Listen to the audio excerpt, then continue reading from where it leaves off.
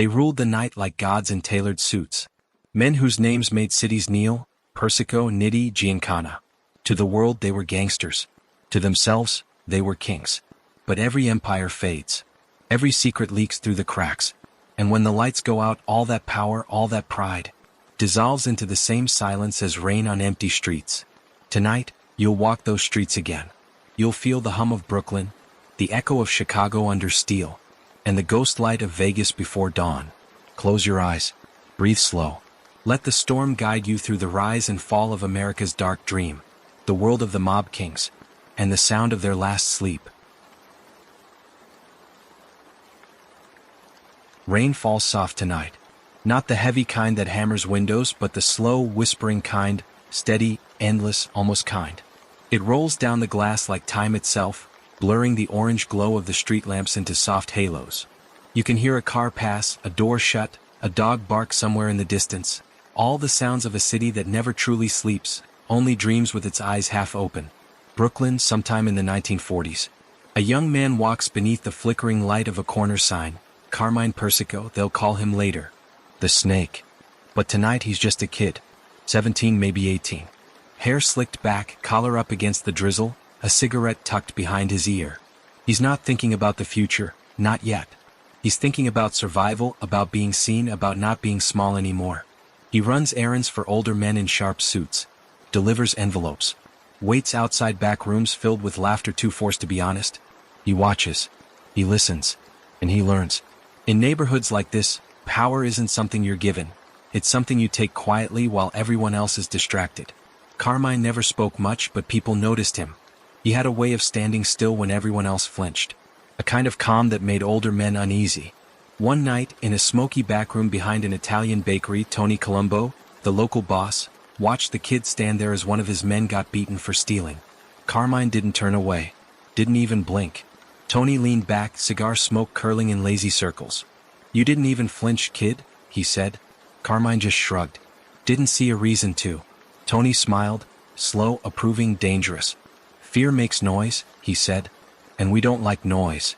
From that night on, Carmine Persico wasn't just another street kid. He was somebody's investment. Brooklyn in those years was a world built on small favors and quiet debts. You helped a man today and he owed you something tomorrow.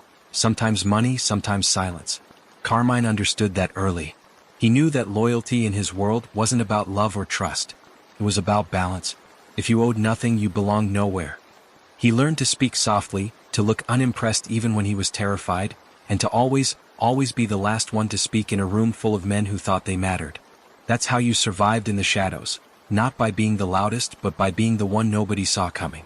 By his 20s, Carmine was already being called the Snake. The nickname wasn't an insult. It was a warning.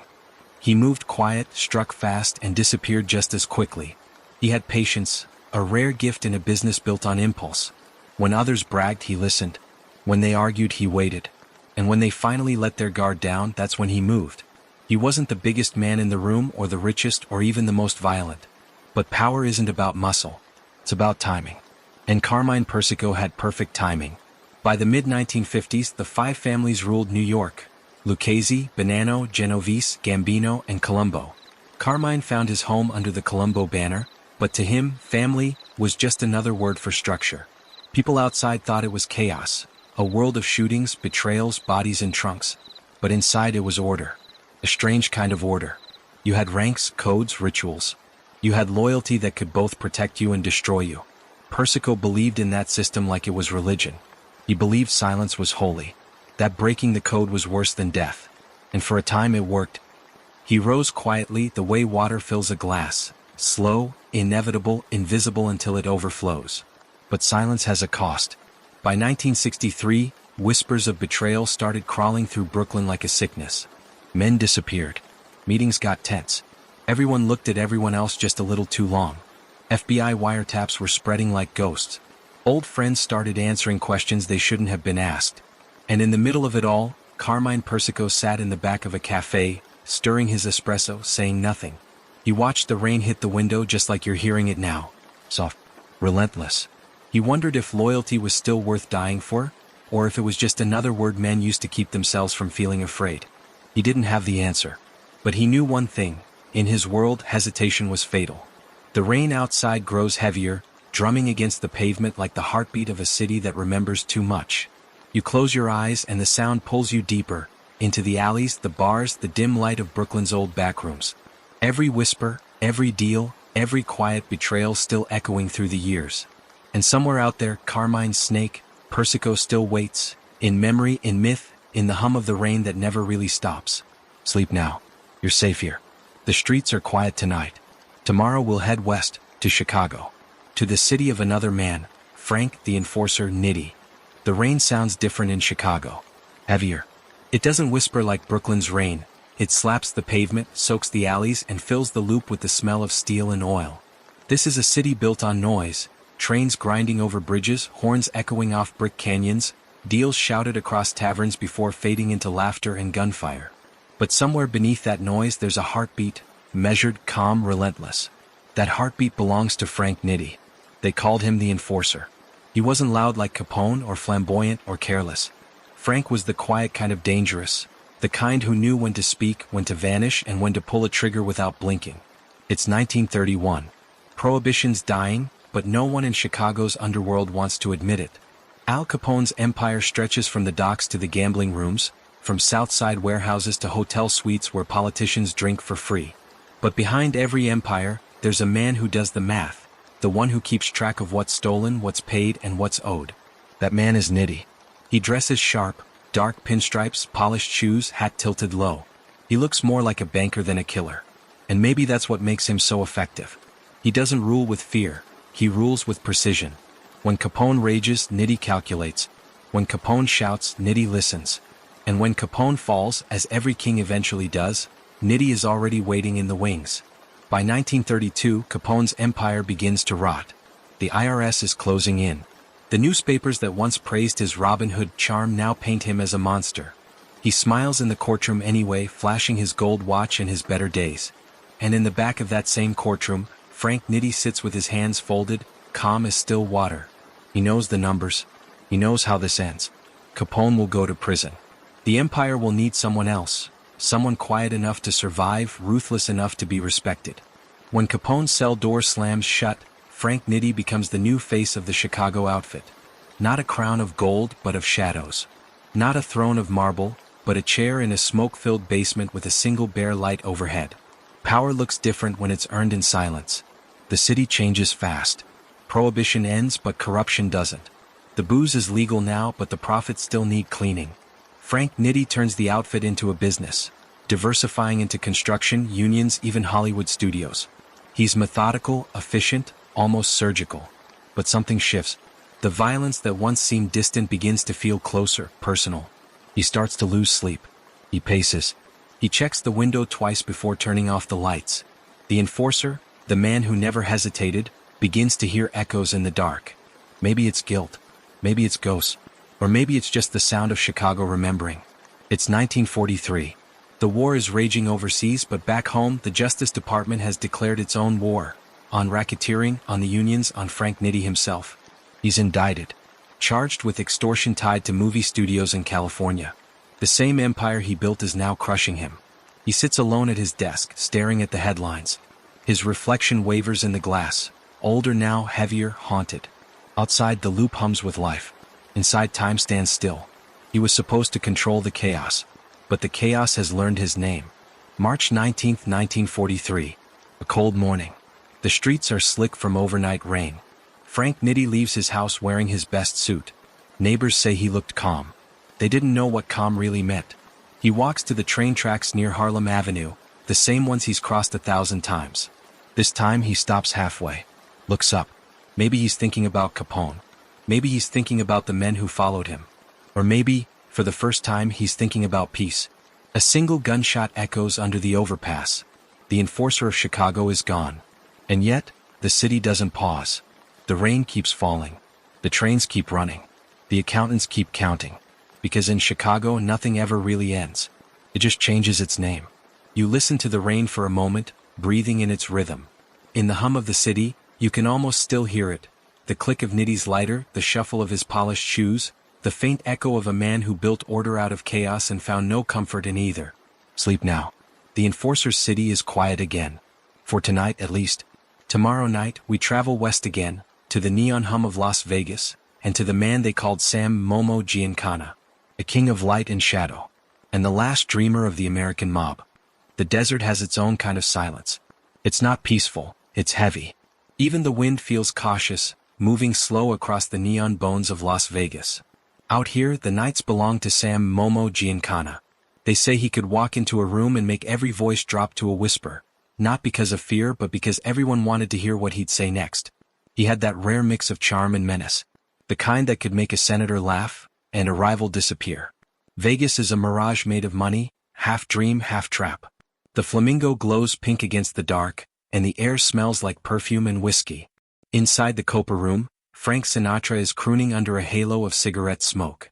At a corner table, Giancana watches with that lazy smile, the kind that hides calculation. His suit's immaculate, cufflinks gold, tie perfectly knotted. Next to him sits Phyllis McGuire, the singer with eyes like stage lights. She laughs softly. He doesn't.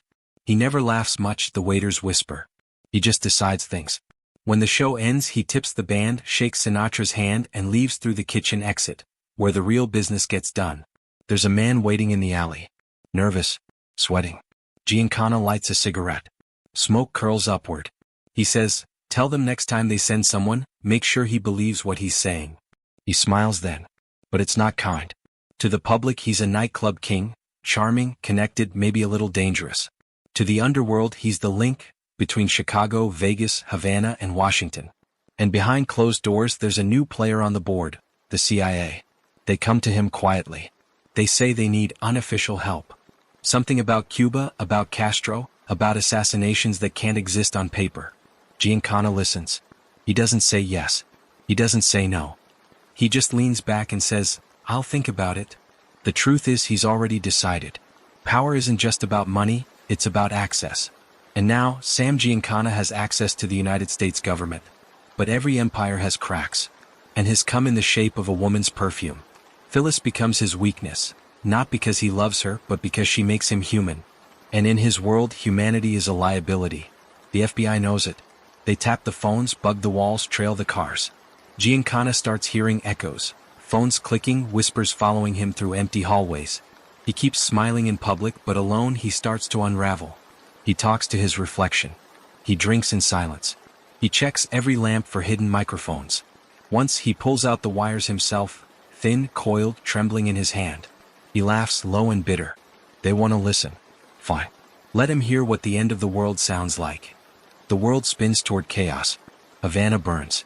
The casinos that once flowed with mob money now echo with gunfire. Giancana stands on the balcony of the Hotel Nacional, watching the fires across the bay. Below him, soldiers shout in Spanish. The revolution has arrived. He flicks his cigar into the wind and turns to his men. "Pull everything," he says. Vegas is the future now. But the look in his eyes tells another story.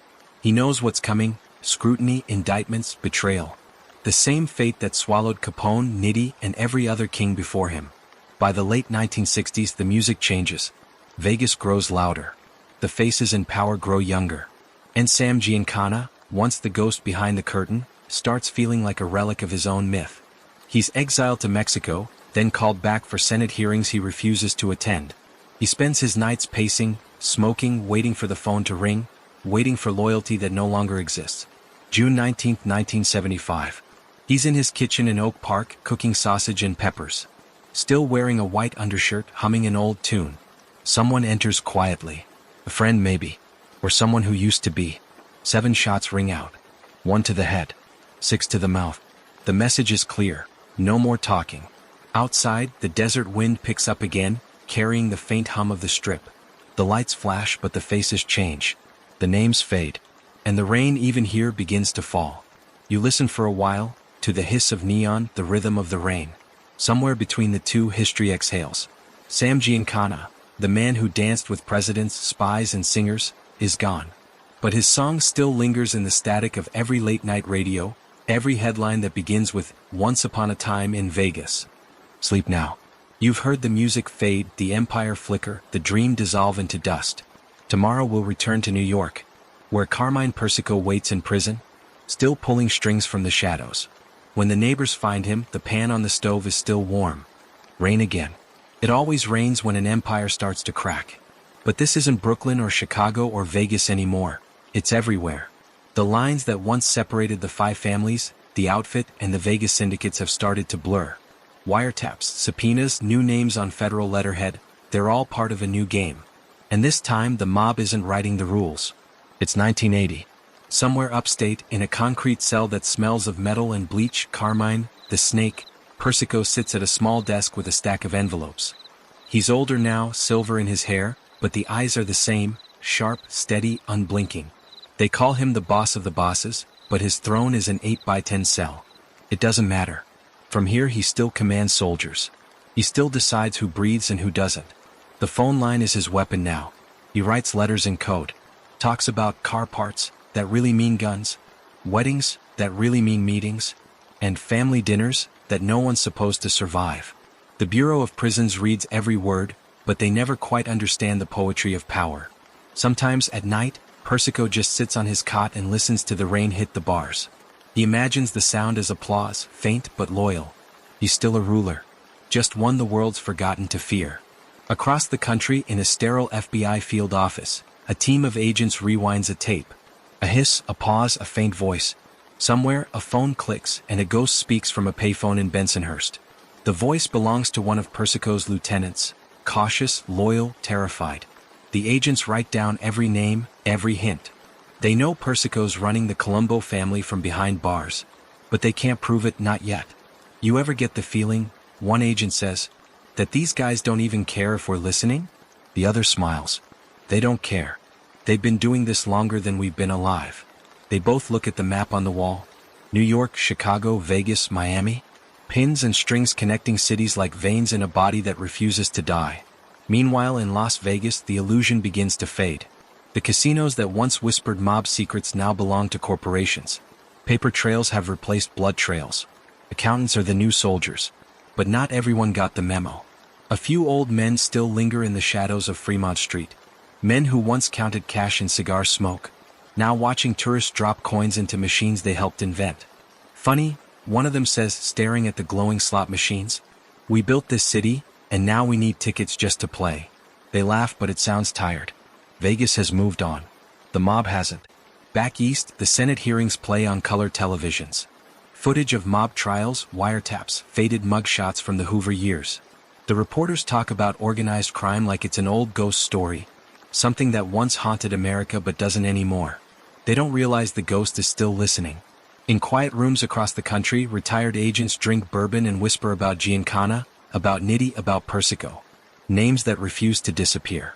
They talk about CIA files, missing documents, deals between mobsters and government men that nobody ever meant to write down. History doesn't erase people like this. It just hides them until the lights go out.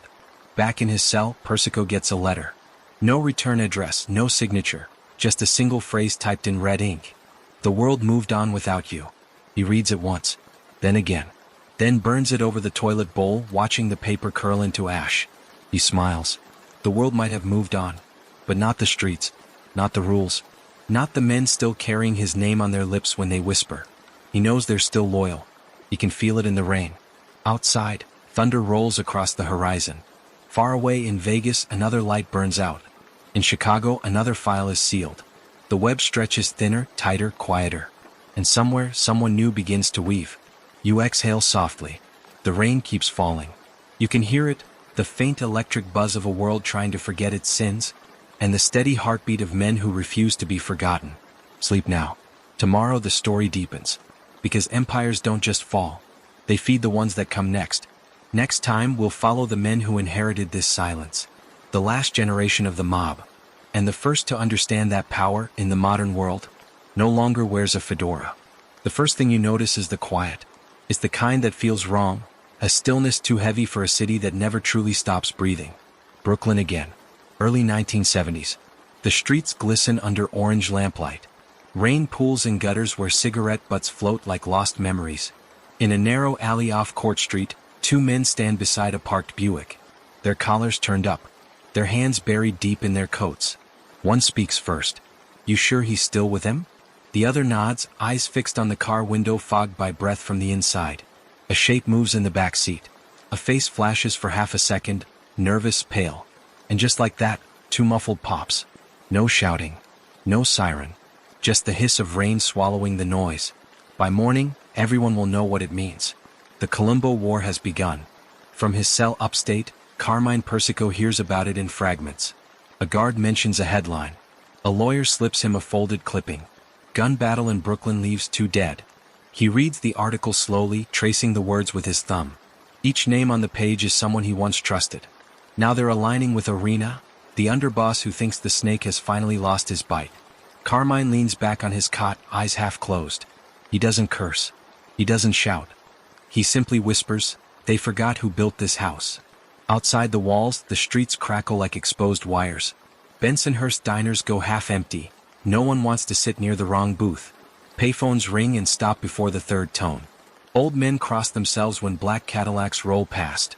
Every crew chooses a side. Every favor called in becomes a test of loyalty. Some say Persico's finished, a ghost running an army of echoes. Others swear his reach is endless, that every conversation ends up whispered into his ear. No one really knows. And that's the point. Because in the world Carmine built, uncertainty is a weapon. In prison, communication becomes an art form. A phrase scratched into the margin of a Bible. A note hidden inside a lawyer's briefcase. A wink that means it's time. Carmine's instructions travel like smoke, thin, invisible, lethal. Each word passes through half a dozen hands before it reaches the street, and yet the meaning stays pure. He tells them, no big meetings, no noise, and it clean. But blood never listens. The first retaliation comes a week later. A gunman walks into a bakery on 86th Street, smiles at the owner, and empties a revolver into the man icing a cake in the back. The frosting turns pink before the body hits the floor. That night, Brooklyn sleeps with its lights on.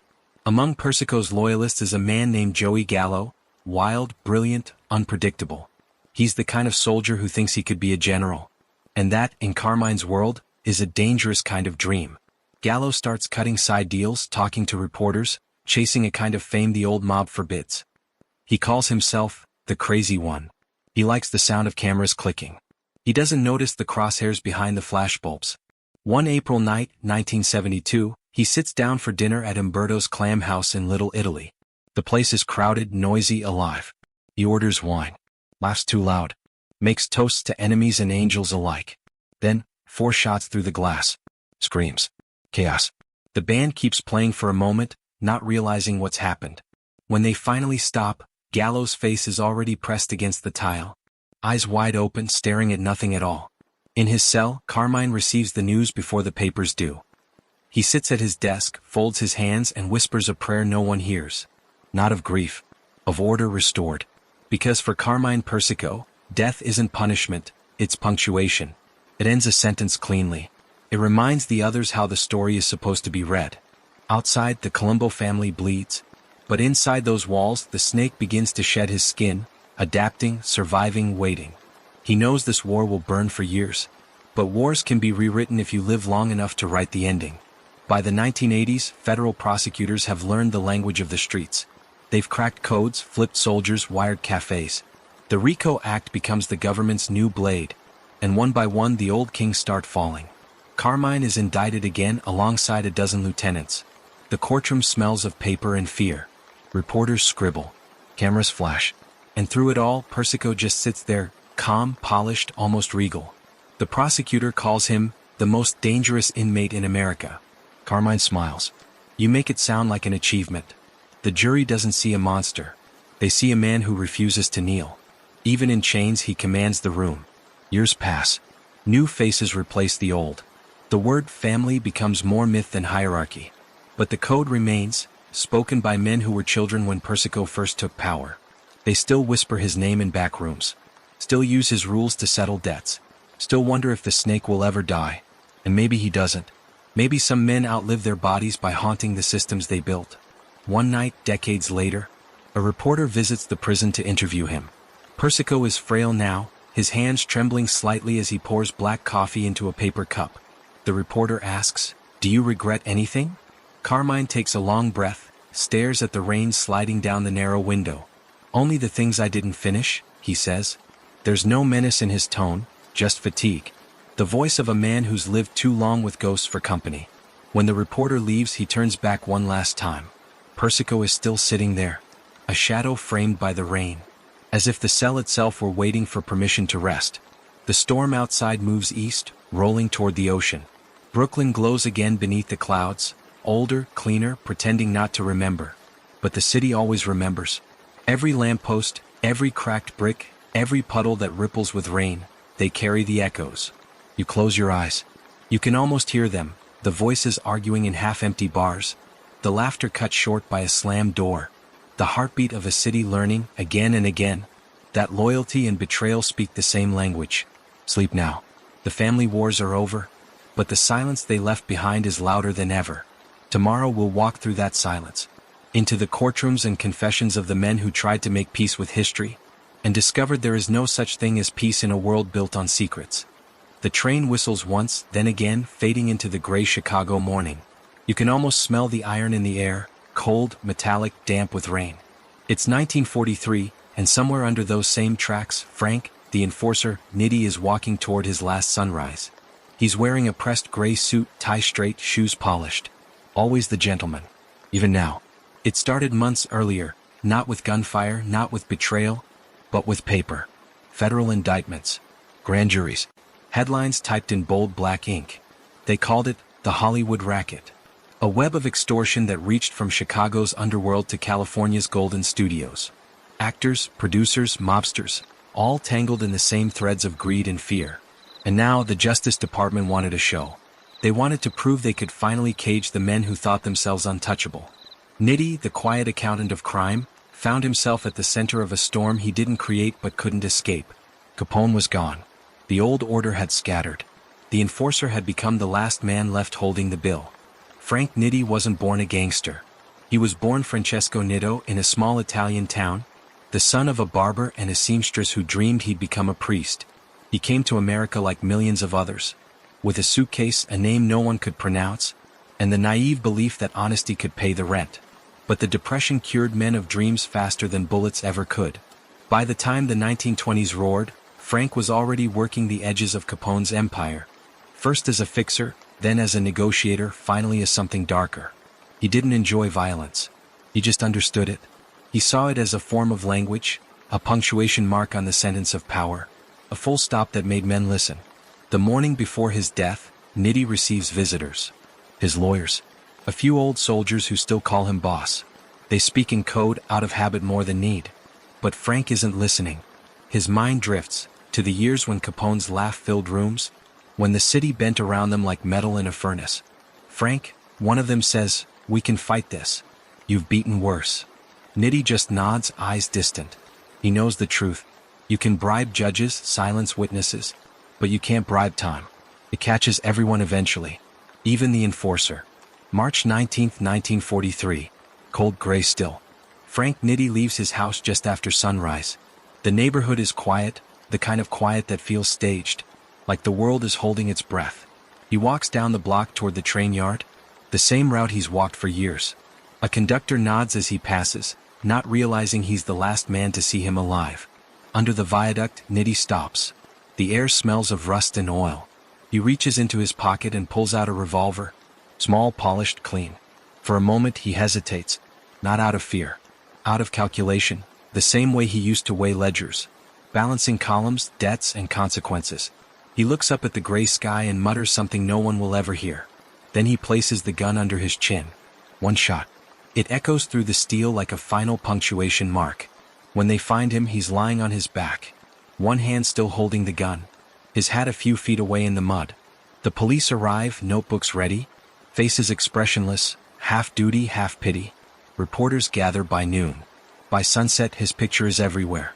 Frank Nitti dead by his own hand. The enforcer ends his reign. But headlines lie.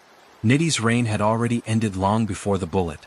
The mob had already begun to mutate into unions, corporations, contracts instead of violence, accountants instead of soldiers. Frank just knew it sooner than the rest, and he decided not to live in a world where the rules no longer made sense. Decades later, across a continent and a generation, Carmine Persico sits alone in his cell, reading an old biography of Capone. When he reaches the final pages, the ones about Nitti, He pauses. He imagines the man in the gray suit walking toward the tracks, and for a moment he feels something strange. Not fear, not admiration, recognition. The same silence that surrounded Nitti now surrounds him. Different prison, same air. Different era, same ghost.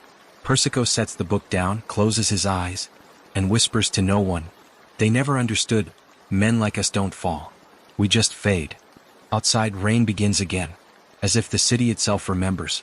Drops hit the bars, echo through the hallway, rolling down concrete like tears the world forgot to shed. Somewhere out there, Chicago sleeps. Vegas hums.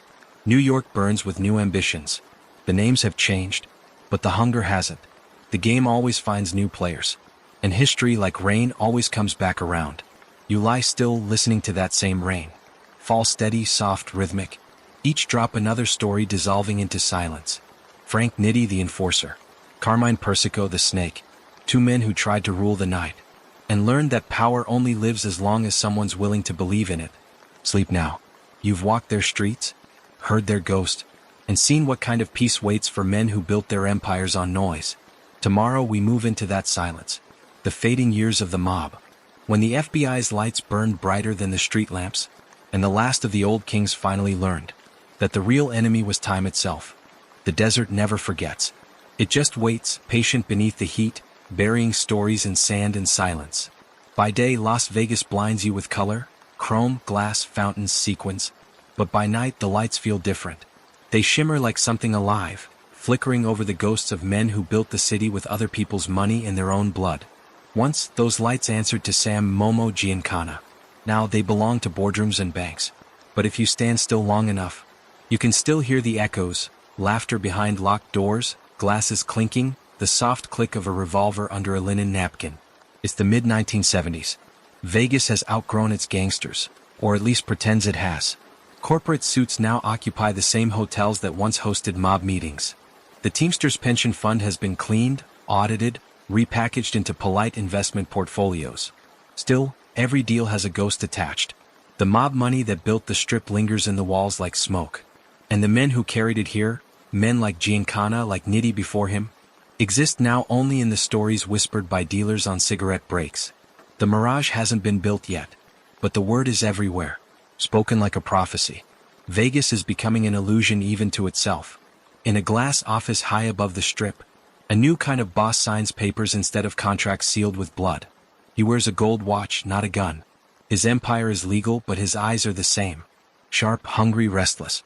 He never met Giancana, but he studies him. Reads his tactics like scripture. And he knows the truth that the corporate men refuse to say out loud. The mob didn't die. It just bought better suits.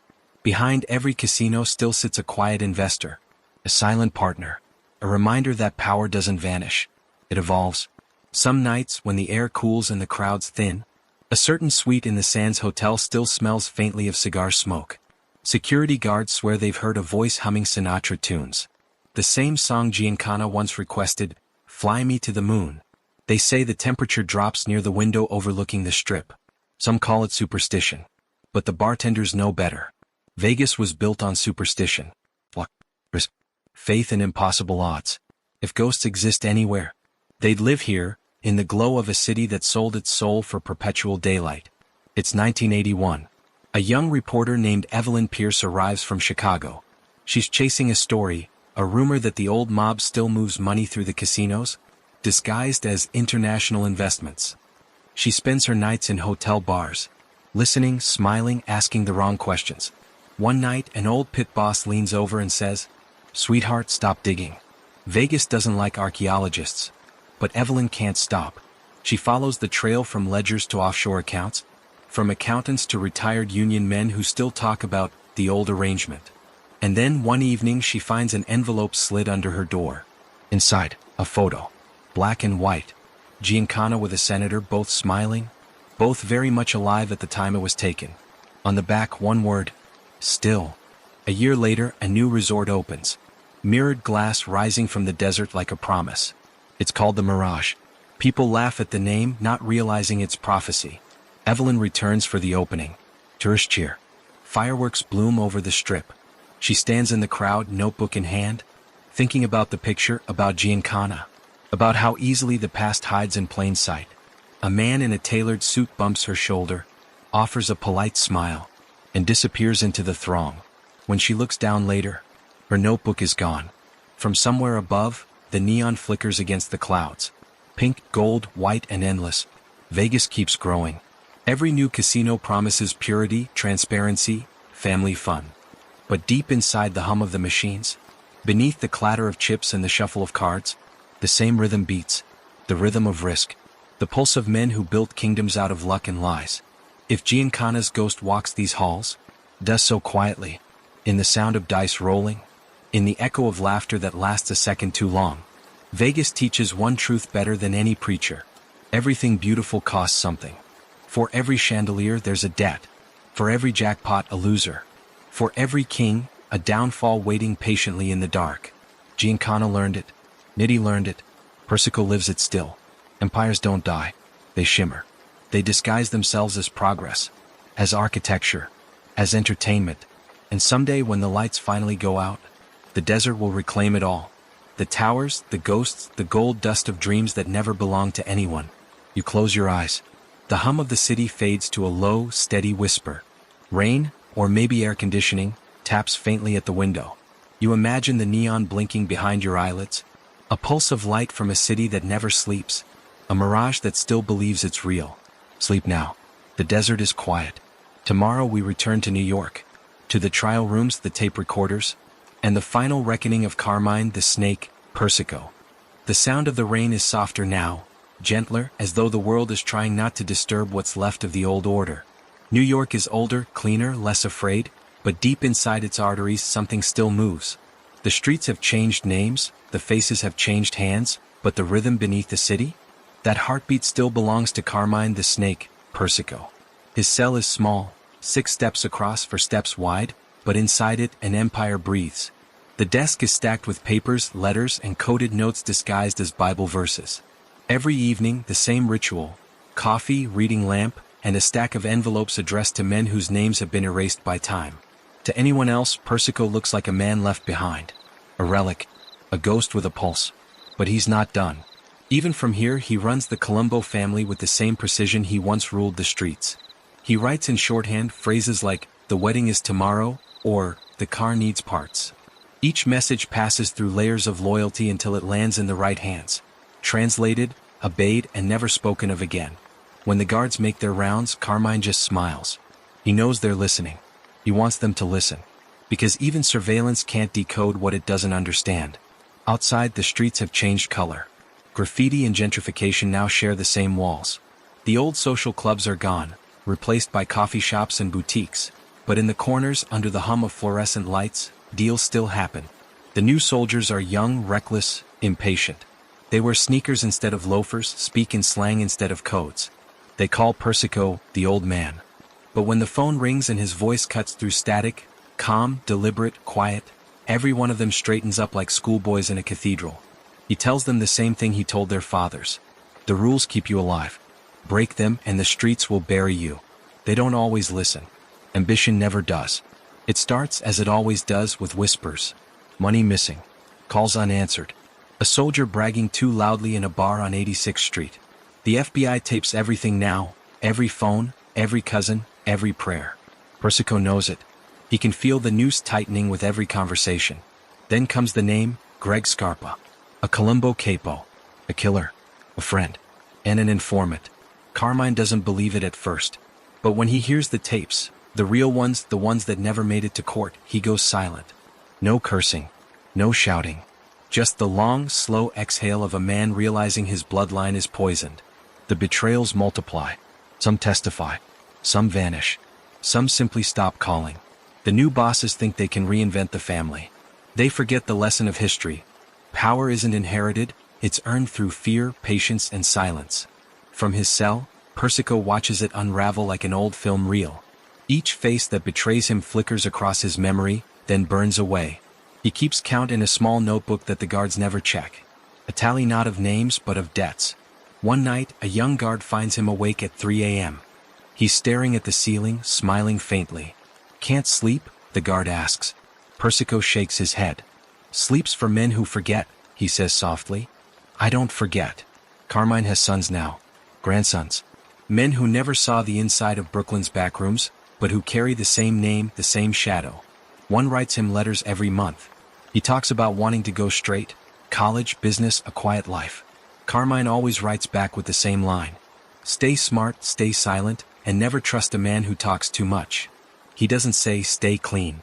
He knows that's impossible. Once the blood's marked, it stains everything it touches. Another trial. Another stage. The cameras love him. This old man in a tailored suit, smiling like he's at a family dinner. The prosecutor calls him the architect of the Colombo criminal enterprise. Carmine tilts his head, amused. Enterprise, he says quietly. I like that word. The jury laughs, unsure if they should. Even here in a federal courtroom, the snake commands attention. When the verdict comes, life without parole, he doesn't flinch. He just nods once, adjusts his cuffs, and says to the marshal, tell the warden to keep my coffee hot. I'll be around a while. Years pass. Visitors grow fewer. The papers stop calling him a kingpin. Now he's just a footnote in history, another ghost in the archives. But in the quiet of his cell, Carmine still feels the city pulsing beneath him. He imagines Brooklyn streets after the rain. The smell of garlic and gasoline. The sound of laughter from the corners where boys once carried envelopes for pocket change. He closes his eyes and whispers the only truth that ever mattered. Family isn't blood. It's loyalty. Outside, thunder rolls over the East River. Somewhere downtown, a new set of men meet in the back of a restaurant, promising each other the same lies, making the same mistakes. The web stretches again. Invisible, fragile, eternal. You listen to the rain. You can almost hear him breathing through it. A man who built his own mythology and refused to let it die. Carmine the Snake Persico. The last boss of the old world. The prisoner who ruled from a cell. The king who watched his kingdom eat itself alive. And never looked away. Sleep now. The streets are quieter tonight. But the silence they leave behind still hums with ghosts. Tomorrow the story drifts into the final chapters, where loyalty becomes legacy, and the darkness these men created finds new ways to survive without them. The city doesn't roar anymore. It hums. Low, even mechanical, like a refrigerator that's been running too long. The old days are gone. The brass bands, the handshakes in smoky rooms, the confidence of men who thought they'd built something eternal. Now it's all white light and paperwork, security cameras and plastic IDs. The era of kings has ended, quietly, like a cigarette burning out in the rain. In the federal courthouse on Foley Square, the ceiling lights are too bright. They make everyone look tired. Prosecutors shuffle binders. Reporters whisper. And in the middle of it all sits a line of men in suits that no longer fit the century. Once they were untouchable. Bosses who made senators tremble, who could shut down entire unions with a phone call. Now they look like someone's uncles waiting for a bus. The FBI calls it Operation Button Down. Hundreds of indictments. Dozens of families. Each one presented like a trophy. A proof that the old world has finally been conquered. When the verdicts come, no one cheers. Even victory feels anticlimactic now. The romance is gone. What's left is just the paperwork. Outside, Manhattan glows in cold blue light. Glass towers stretch higher than the Empire State ever dreamed. Inside them, a new kind of empire hums. Corporate, digital, bloodless. The men who run this world wear the same suits the mob once wore. But their crimes are cleaner, their language polite. They manipulate markets, not neighborhoods. They speak of mergers, not murders. If the gangsters of the past ruled by fear, these new kings rule by data. No loyalty. No family. Only profit. And somehow it feels colder. Upstate, Carmine the Snake Persico sits at the edge of his cot, watching snow fall through the bars. It's silent snow. The kind that absorbs every sound until even memory feels muted. He's old now. The hands that once signed death orders can barely hold a pen. The guards treat him like a relic. The way you treat an old painting. Carefully, almost respectfully. One asks him once, "Do you ever think it was worth it?" Persico looks up. Smiles the same slow smile he's had since Brooklyn. "Kid," he says, "it was never about worth. It was about control." In Washington, the Bureau opens a new wing of its archives. Rows of boxes, each labeled with names that once terrified the country. Giancana, Persico, Bonanno, Gotti. Agents in their 20s scan the documents without emotion. For them, these names are history. Like pirate captains or feudal lords. They'll never smell the whiskey in those old backrooms. Never hear the click of polished shoes on wet pavement. never know that half the men they study once believed they were gods.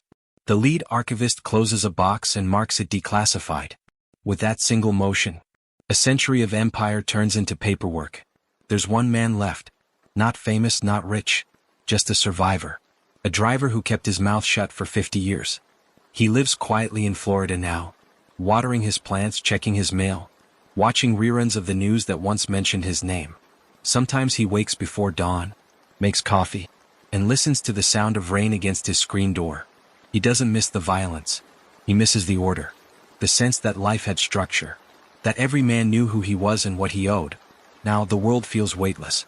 No hierarchy. No code. Just noise. New York again. The rain has stopped. The city shines clean. Its sidewalks polished by time and progress. Tourists walk the same streets where men once bled for loyalty. They take photos, not knowing what happened on these corners, what deals were whispered in these alleys, whose ghosts still linger behind those brick facades. If you listen closely, past the honking cars and distant sirens, you might still hear it. A faint echo of laughter, the shuffle of footsteps disappearing down a side street, the ghost of a voice saying, "Everything ends, kid. Even us." Carmine Persico dies in federal custody in 2019. No cameras. No parade. No last words the world will ever know. The snake finally still. His funeral is quiet. A few loyal men attend. Gray-haired, expressionless, their suits older than the priest reading the eulogy. When the coffin lowers, the clouds break for a moment, and sunlight glints off the polished lid. For a second it looks like gold. Then it's gone. And that's the truth, isn't it? The mob never really dies. It just becomes something else. A stock deal. A backroom political favor. A handshake in an office high above the skyline they once owned. They built a system, and that system outlived them. You can change the names, the methods, the uniforms, but greed, loyalty, and silence? Those never go out of style. You listen to the rain again. Steady, patient, timeless. The world keeps spinning. The neon fades, the headlines yellow. The heroes and villains blur into the same gray dusk. Once, these men believed they controlled history. Now, history controls their memory, retelling them in whispers, in the hush between raindrops, in stories like this one. Sleep now. The kings are gone, and the streets are quiet at last. Tomorrow we close the circle. The final chapter, Reflections in Rain, where the ghosts return, and the storyteller walks you back through the storm, to remind you that even the darkest legends end in silence. Rain again. It always comes back to the rain. It falls over Brooklyn, over Chicago, over the endless glass of the Strip. The same sound, the same rhythm, like history breathing in its sleep. Somewhere in that rhythm you can still hear them. The men who built their names out of smoke, silence, and fear. They're quieter now. Just whispers in the storm. But listen closely enough, and you'll hear the lessons they never learned. The night is heavy in Brooklyn. A steady drizzle paints the streets in silver. You walk down Court Street, past shuttered delis and old apartment blocks. It's quiet but not empty. Every raindrop seems to echo against invisible walls, like the ghosts of deals still waiting to be honored. A streetlight flickers. A figure stands beneath it, hat low, shoulders hunched, face blurred by the glow. If you squint, you might think it's Carmine Persico. Still young, still sharp, still waiting for someone to step out of line. But it's only the rain. The city's memory performing for itself. Farther west, the loop hums under neon and thunder. The L train screeches overhead. And beneath the viaduct where Frank Nitti once fell, the puddles ripple like mirrors. The tracks are rusted now, the graffiti layered over a century of names. Every few minutes, a gust of wind pushes through the tunnel, carrying the scent of oil and rain. Some nights, passers-by swear they hear footsteps there, measured, even unhurried, like someone walking with perfect certainty toward an ending he chose. Maybe ghosts don't haunt places. Maybe they haunt decisions. Out in the desert, Vegas glows against the storm clouds like a mirage fighting extinction. The casinos hum, but the hum feels hollow, like a record looping after the music ends. Inside a suite on the 30th floor, a cleaning woman pauses as she wipes a mirror. For a heartbeat, she sees two reflections, hers and another behind her. A man in a dark suit, tie perfect, smile thin, a cigarette glowing faintly between his fingers. She turns around. Nothing. But the ashtray on the counter smokes, and someone has written 3 letters in the dust. MGG. Sam Momo Giancana. Vegas still remembers its ghosts, It always will. In Washington, a new documentary airs on public television. The host calls it The Fall of the American Mob. Young historians sit in front of camera lights, explaining the economics of crime with careful academic detachment. Charts, diagrams, interviews. All very neat, all very wrong. Because the real story isn't in the numbers. It's in the silences, in the quiet rooms where decisions were made with a glance, in the fear that built loyalty stronger than love. The documentary fades out with black and white footage of the 1930s, grainy film of men walking through rain with their hats low. The narrator says, they lived by the code and the code consumed them. But the rain keeps falling long after the credits end.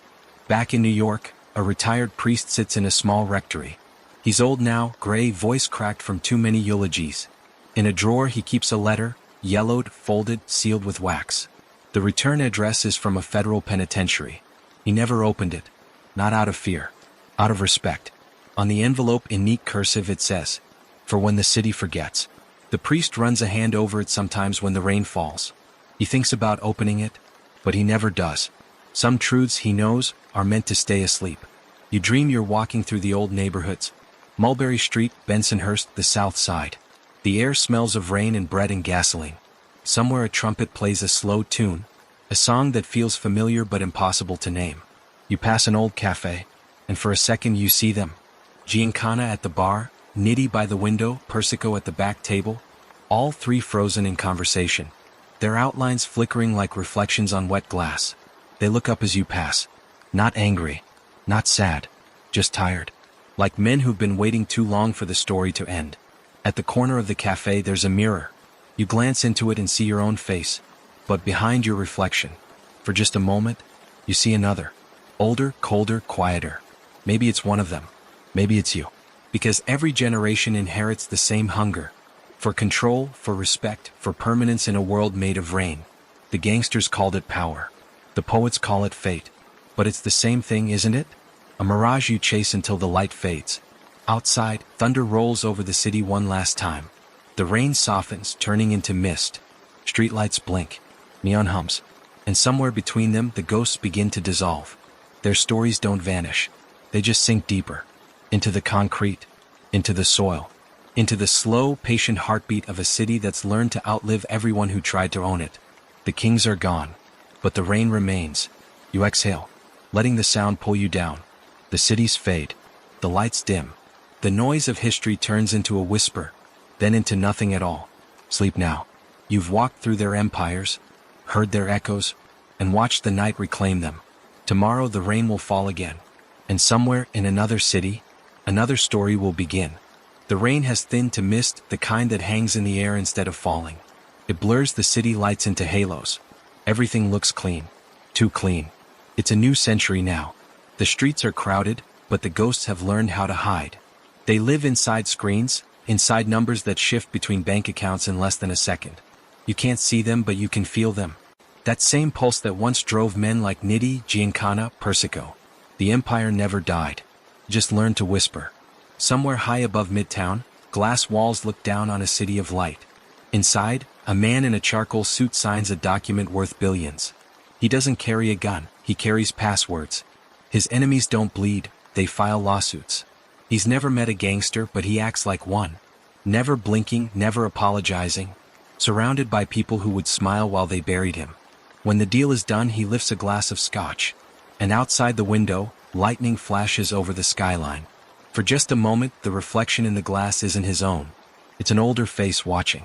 Maybe Persico. Maybe nobody at all. He doesn't notice. He takes a drink. And below, the rain keeps falling. Downtown, a museum opens a new exhibit. The history of organized crime in America. Visitors shuffle through dimly lit rooms filled with relics. Photographs, revolvers, handwritten ledgers. In one case sits a faded black suit. The tag reading believed to belong to Sam Momo Giancana. Beside it, a brass pocket watch stopped forever at 9:47 a.m. The time Frank Nitti's heart stopped beating under the tracks. People lean close, whisper, take photos. They talk about the romance of the mob. The way movies talk about tragedy without ever tasting the blood. They don't notice the rain against the museum windows. If they did, they might hear it tapping in rhythm. The same rhythm those men once lived by. A podcast host sits across from an old retired agent. The microphones are slick, the studio modern. But when the agent speaks, the room feels smaller. He's in his 80s now, thin, pale, eyes like cloudy glass. They thought they'd built a dynasty, he says. But dynasties don't die in gunfire. They die in paperwork. The host laughs softly. Do you miss those days? The old man smiles. Miss them? No. But I'll tell you something. Back then, people believed in something, even if it was wrong. Now, nobody believes in anything at all. He looks toward the rain streaking down the soundproof glass. The sound is faint but steady, like applause from another lifetime. The next day, the stock exchange opens. Hundreds of men and women shout into phones, trading numbers that don't exist, building empires made of data and desire. The screens flash green and red, the same colors that once decorated the walls of Vegas casinos. Different game, same stakes. And somewhere between the noise of billions, a whisper slides through the network. The voice of history, of rain, of the ghosts who never left. Because the world didn't learn from them. It just changed the language of greed. In a back room of a small news archive, a young intern catalogs old negatives. One catches his eye, 3 men at a bar. Persico, Giancana, Nitti. They're smiling, raising glasses. The photo is undated, unmarked. A mystery. He scans it, enlarges it on his monitor. For a heartbeat, the image flickers. The lights in the background pulse like rain. And in that flicker, their eyes seem to move. Just enough to notice him. He blinks. The image steadies. The rain outside begins again. You take a slow breath. Somewhere between the city and the static, you can hear the world those men left behind. A quieter empire made of ambition and memory. Their rules still live in boardrooms, in contracts, in handshakes that mean more than they should. It's still about respect, still about silence, still about control. Sleep now. The quiet empire hums beneath the noise of progress. Tomorrow it will fade, not with a scream but with a sigh. Because all empires end the same way, not in defeat, but in forgetting. The rain never ends, it only changes cities. Brooklyn, Chicago, Las Vegas, Washington, each one wears the same gray sky now. The old stories bleed together like ink in water. And what's left isn't crime or justice or even memory. It's echo. The sound of footsteps fading down a hallway that no longer exists. The hum of a city pretending not to remember what built it. And somewhere beneath all of it, 3 men who once ruled the night, learning how to disappear. In a quiet graveyard in upstate New York, the grass grows long between cracked stones. Carmine the snake, Persico rests beneath a marker so small. You'd never know a king was buried there. No bodyguards, no flowers, just the sound of rain dripping from the leaves. They say he died the way he lived, watching, waiting, too proud to ever admit the game had ended. But maybe that's what kings do. They don't die. They just stop being seen. Farther west, Chicago breathes through the fog. Under the train tracks, the spot where Frank Nitti fell is still there. A scar in the concrete, half hidden by graffiti, half swallowed by rust. At night, the rails sing when the wind passes through. Some say it's the steel expanding. Some say it's him. If you stand there long enough, you'll feel it, the pulse of a city that once trembled at his name, and now only remembers him as a rumor whispered between raindrops. And out in the desert, where the strip hums like a heartbeat made of neon, the old suite at the sand still waits. The walls have been painted over, the carpet replaced, the view obscured by new towers of glass. But when it rains in Vegas, rare, brief, electric, the air smells the same as it did the night Sam Giancana toasted his last deal. They say you can see him in the reflection of a slot machine sometimes, in the space between spins, a face smiling, patient, as if he's still betting on the house. Because he knows the truth, the house always wins, even when you are the house. Time doesn't erase empires. It archives them, puts them behind glass and calls them history. But listen closely, the rhythm of the world hasn't changed. The players just wear different suits. The tables just moved upstairs. The gangsters built their world with guns. Their heirs build theirs with screens. But both dream of the same thing. To be untouchable. To write the rules. To never be forgotten. And that's the real illusion, isn't it? No one gets remembered forever. Not even the kings. So you lie there now. The rain still tapping against your window. The hum of the night wrapping around you like smoke. You've followed them from Brooklyn's alleys to Vegas neon. Watched them rise and burn and fade. But maybe the story was never really about them. Maybe it was about us. The ones who still look for order in chaos. who still believe that somewhere, someone is pulling the strings. But the truth is simpler. There are no strings. Only choices. Only consequences. Only rain. The thunder rolls once more, then fades into nothing. The jazz stops. Only the rain remains, soft, steady, endless. You close your eyes. The faces blur. The cities dissolve. The last image that lingers is a reflection. 3 men standing in a rain-soaked street, their hats low, their shadows long, smiling like they finally understand. They nod once, and then they're gone. Sleep now. The night is clean again. The kings have gone home. Tomorrow will be quiet. And the rain will remember them for you.